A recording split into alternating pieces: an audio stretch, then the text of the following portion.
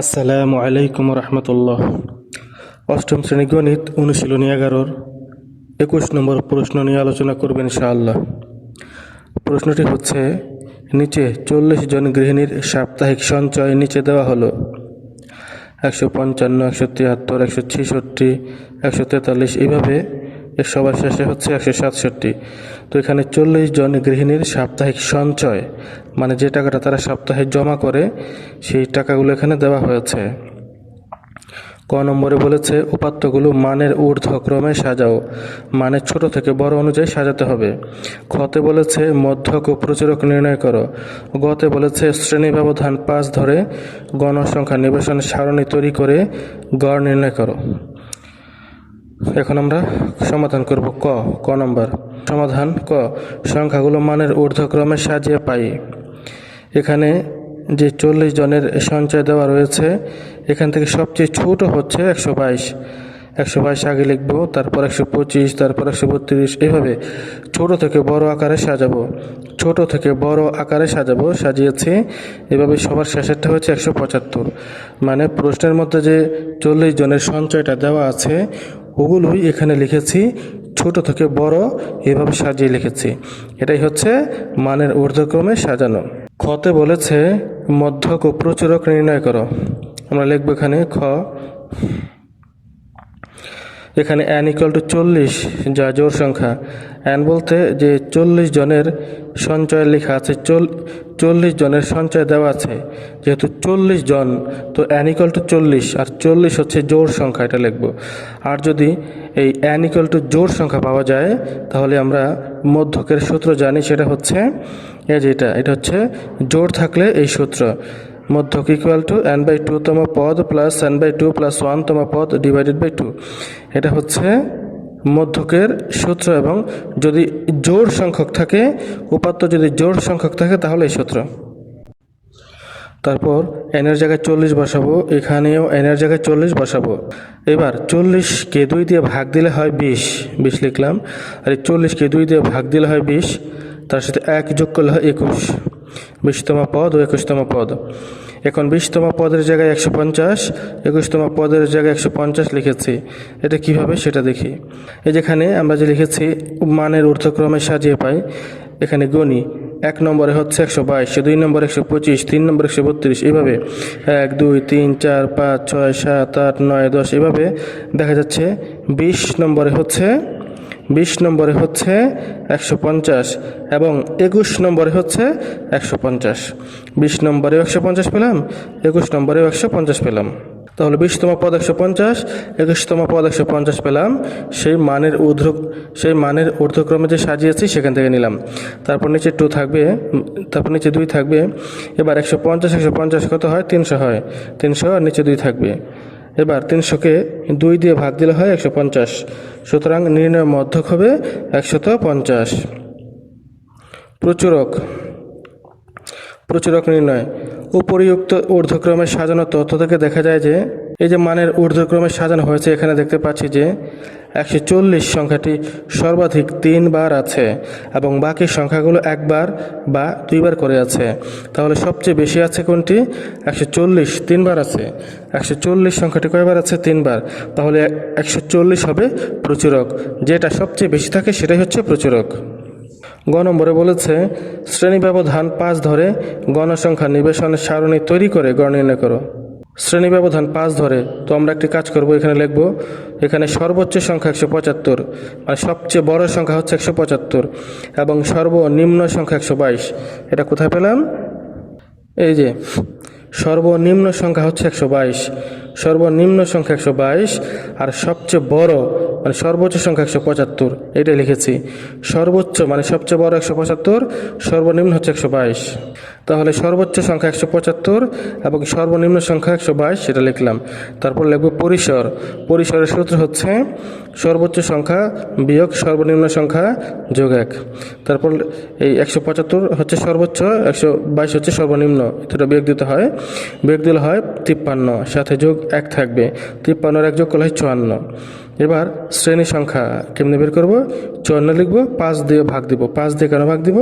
শ্রেণী ব্যবধান 5 ধরতে বলেছে, এজন্য 5 দিয়ে ভাগ দিব। আর 54 নম্বর এখানে পরিসর পেয়েছি। এবার 54কে 5 দিয়ে ভাগ দিলে হয় 10.8। 10.8 মানে প্রায় 11টি, অর্থাৎ দশমিকের বাম পাশে 10, এই জন্য 10টি, আর দশমিকের জন্য 1টি, তাহলে হবে 11টি, প্রায় 11টি শ্রেণী হবে। তো আমরা পরিসর এখান থেকে পেয়েছি 11টি শ্রেণী হবে।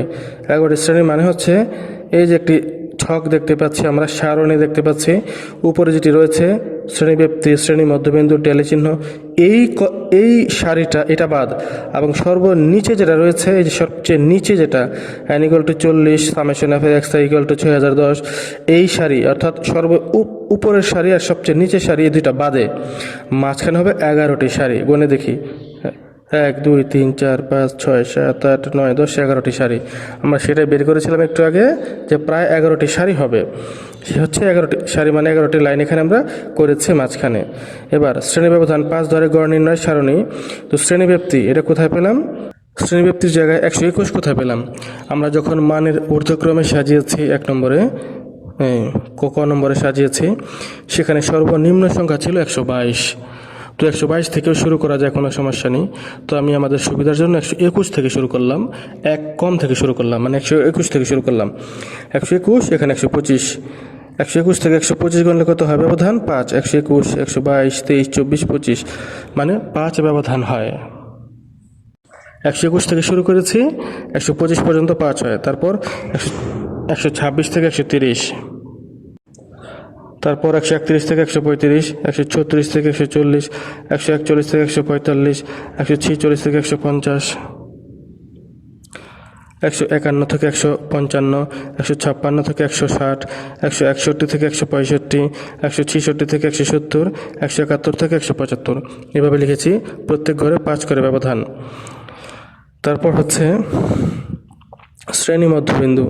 শ্রেণী মধ্যবিন্দুর নিয়ম হচ্ছে দুটি যোগ করে, যেমন 121 125 যোগ করব, যোগ করে 2 দিয়ে ভাগ।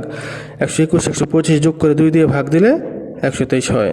তারপর 126 130, এই দুইটা যোগ করব, যোগ দিয়ে 2 দিয়ে ভাগ, 128 হবে। 131 135, এই দুইটা যোগ দিব, যোগ দিয়ে 2 দিয়ে ভাগ, 133 হয়। ঠিক এইভাবে শ্রেণী মধ্যবিন্দুর সবগুলো সংখ্যা আমরা পেয়েছি এভাবে। তারপর ট্যালিটা হচ্ছে যে 121 থেকে 125 পর্যন্ত, 121 থেকে 125 পর্যন্ত মোট কয়টি সংখ্যা আছে? এই যেখানে যে আমরা সাজিয়েছি মানের ঊর্ধ্বক্রমে, এই সংখ্যাগুলোর মধ্যে 121 থেকে 125 পর্যন্ত মোট কয়টি সংখ্যা আছে খুঁজে বের করতে হবে। এখানে আছে মাত্র 2টি। 121 থেকে 125 পর্যন্ত মোট 2টি সংখ্যা আছে, এর জন্য টেলের ঘরে 2টি দাগ দিলাম। তারপর 126 থেকে 130 পর্যন্ত এখানে কয়টি সংখ্যা আছে? 126 থেকে 130 পর্যন্ত এখানে মোট, এখানে একটি সংখ্যাও নেই, সুতরাং এখানে কিছুই লিখব না। তারপর 131 থেকে 135 পর্যন্ত এখানে লেখা আছে।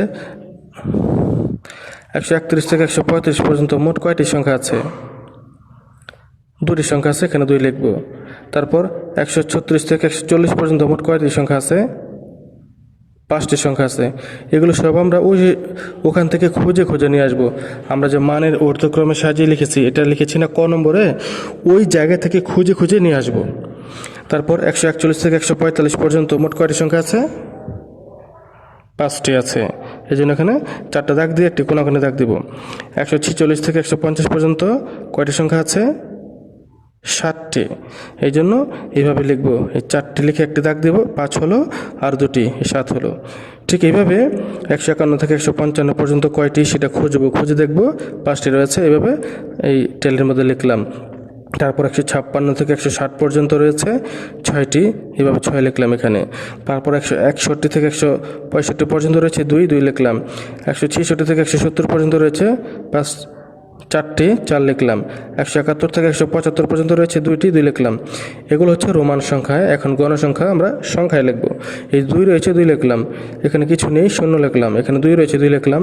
এখানে 5 রয়েছে, 5টি দাগ, 5 লিখলাম। 5টি দাগ, 5 লিখলাম। 7টি দাগ, 7 লিখলাম। এইভাবে এই রোমান সংখ্যার এখানে যা যা রয়েছে সব এখানে সংখ্যার আকারে লিখে নিলাম। তারপর এখানে সবগুলো গণসংখ্যা যোগ করলে পাবো 40।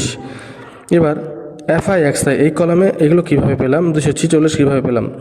এফআই হচ্ছে গণসংখ্যা, এক্সআই হচ্ছে শ্রেণী মধ্যবিন্দু। 123কে 2 দ্বারা গুণ করলে কত হয়? 246। 128কে 0 দ্বারা গুণ করলে 0 হয়। 133কে 2 দ্বারা গুণ করলে 266 হয়। 138কে 5 দ্বারা গুণ করলে 690 হয়। ঠিক এইভাবে সবগুলো করেছি। শ্রেণী মধ্যবিন্দুকে গণসংখ্যার দ্বারা গুণ করেছি, তারপর এফআই এক্সআই পেয়েছি। এইভাবে সবগুলো পেয়েছি। তারপর এই যে এফআই এক্সআই ঘরে কলামে যেগুলো রয়েছে সবগুলো যোগ করে পেয়েছি 6010। এখন লিখবো, আমরা জানি গড় সমান summation f i x i by n. Summation f i x i জায়গায় লিখবো 6010, নিচে 40। এবার এটাকে ভাগ করলে হয় 150.25, 150.25 টাকা প্রায়। সুতরাং নির্ণয় গড় হবে 150.25 টাকা। এটা হবে অ্যান্সার।